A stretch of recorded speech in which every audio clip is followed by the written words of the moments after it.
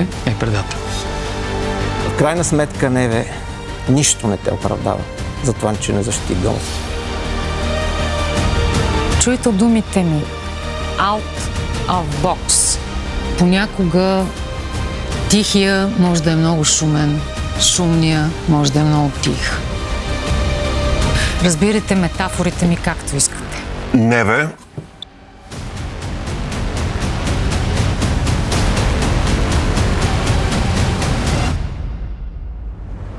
Предател.